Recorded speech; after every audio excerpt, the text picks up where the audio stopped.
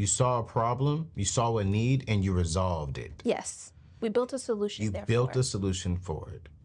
How many of you all see a problem, but you don't see a solution? And you're scared to get out there and ask the questions like what Dawn did. And she was met with opposition.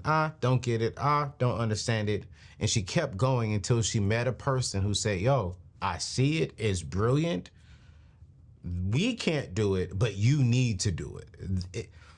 And for me, that's like with me. I saw a problem in the minority community. Yep. I said, yo, we need financial education, but the way that we're getting it from other people is not the way that we need it. That's right. And so I said, you know what, let me step out and give it to my people the way that I know that we need it.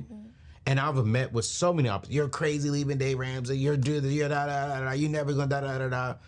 But it's people like you who I didn't even know have reached out, who's been watching. Like, yo, I wanna come on the show and ask you some money questions. I'm like, wait, what? Whoa, wait a minute. So what I'm doing makes sense. What you're doing makes sense and it's needed. Yeah. You saw a problem. Yeah. You did research. You asked questions. You were met with opposition, but you didn't give up. That's right. You did something that I don't really like. I know. And I want to go there because I think it's just important to have that conversation. Like, you saw this so clearly. So clearly. That you were like, yo, I have to do this. Yeah. You sold your house. No.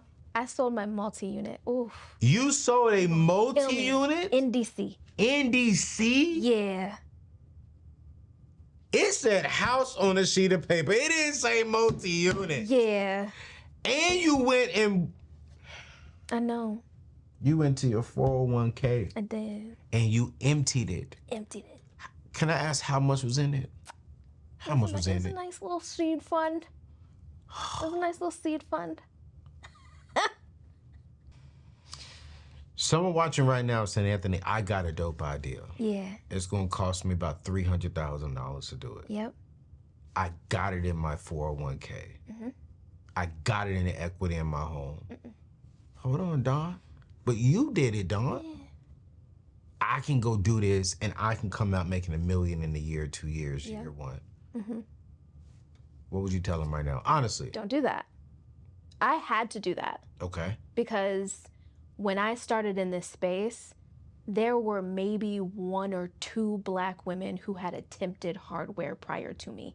I'm not even joking. Gotcha. There's a handful of us. Okay. Even now, you can count on maybe 2 sets of your hands and your toes. Okay. How many Black women are out here building hardware? Okay. Okay. And I had to do that because there was no precedent for going out and raising for tech-enabled hardware that's, specifically for the needs of Black women. Okay. Okay. Right? So a lot of what we're doing here is we're trying to make a case. We're trying to make the point that when you serve a niche, when you serve Black women, when you serve an over-indexing niche, right? Yeah. This isn't charity. This is good business. Right? So the hope is that next person who has the really great idea, they can use me. They can use Ariane Long. They can use Ellington West, right? They can use these amazing Black women who have fought against the odds and who have gotten their companies funded. They can say, hey, look, there's a pattern that you can match to. There's a data point out there that suggests that investing in me would be a good bet too. Right? So hopefully no one has to do that. And here's the thing, God works. And I'm in a position where I can get a lot of what I sacrificed back, right? Gotcha. I moved to Baltimore. Yeah. Baltimore is doing what DC was doing in real estate 20 years ago, right? Are they? Yeah, it's really powerful, right? Wow. And there are a lot of people just like there were 20 years ago in DC who were afraid to go into certain neighborhoods. I'm from Southeast, I'm not afraid to go into those neighborhoods. Right. Now that I've spent a little bit of time in Baltimore, I'm starting to get to know these neighborhoods and understand the dynamic in a way that makes investment a little bit more realistic. And so I'm going to get back what I lost. And this was a calling for me. Right? This is about so much than just beauty tech. This has, in order to get into the space and raise millions of dollars, right? I had to get into the space. I had to become an ecosystem builder. I had to learn the language of venture. I had to learn how to convince most people who don't look like me to go in on this thing that they have no understanding of what this is or the problem that I'm solving. How do you do that? I learned to speak that language, right? And in doing that, I became a huge proponent of women generally in tech, but Black women in particular. And doing this work, right, I worked for a lot of organizations. You've probably heard of a lot of them, Black Girl Ventures, the Veneta Project, right? And in these positions, not only did I get to be a fly on the wall in the back room where those VCs are saying the things that founders never hear, I also got to collect data. Right? I also got to literally develop a database of women and Black women in tech in DC and see what they're doing, see what their milestones are, see what their revenues are, see what's going on, and then compare that to their usually male and usually white male counterparts, right? And these guys over here aren't coming close to these women, right? But these guys are getting the dollars. Recently, I've completed my full estate plan, and it's been an emotional journey, if I'm going to be honest with you. But now I have a peace of mind knowing that my family and loved ones are well taken care of. But here's something you may not know that I think you need to know. According to a recent study, nearly 60% of African American adults have life insurance. Now, wait a minute. Many of these policies may not provide sufficient coverage to fully protect their families in case of unexpected deaths. This lack of adequate coverage is a pressing issue among the Black community.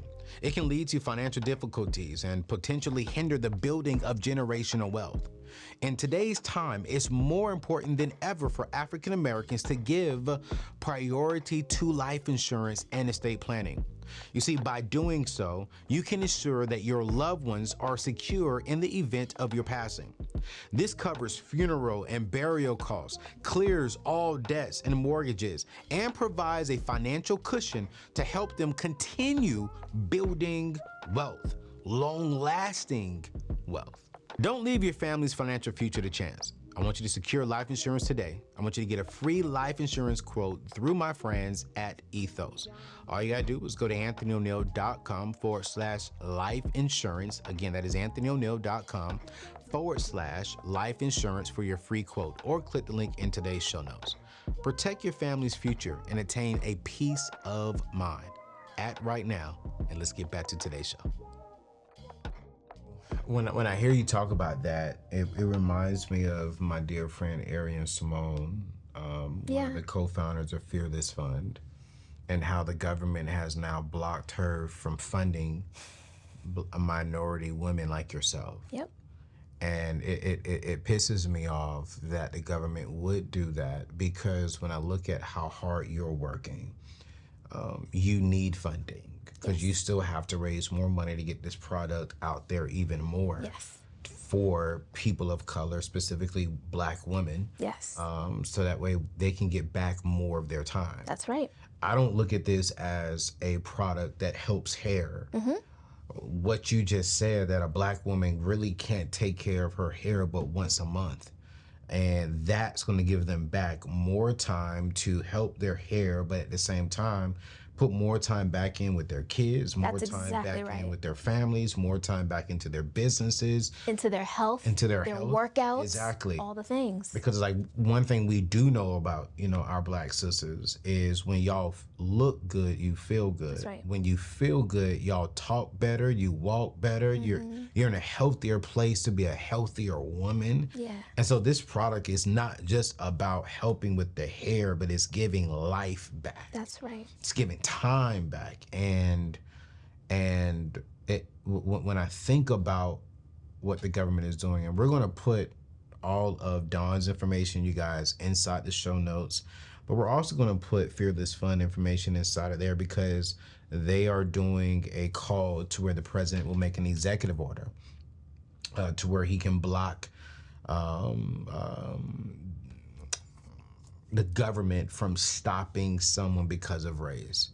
And one thing that we're going to do here at the Neatness Network is we're going to be giving away a scholarship and a grant to people of color. Oh, that's beautiful. You know, I love and that. we are going to be making sure that, hey, if you got a business idea, a business concept, we want to sow a seed into that, because what Fearless Fund and what these other organizations are doing, it's needed, because if you wouldn't have had no one to donate to you, where would you be at today? They didn't donate. They invested. They invested. That's what I'm saying. Yeah. Invested. Where would you be at today if you didn't I wouldn't have be investors? here. I wouldn't be here.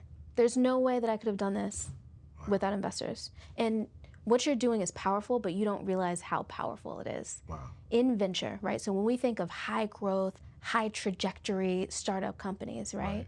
In venture, Black women are over, as we tend to do, we're over indexing in terms of how many of us are starting companies and how many of us are sustaining those companies.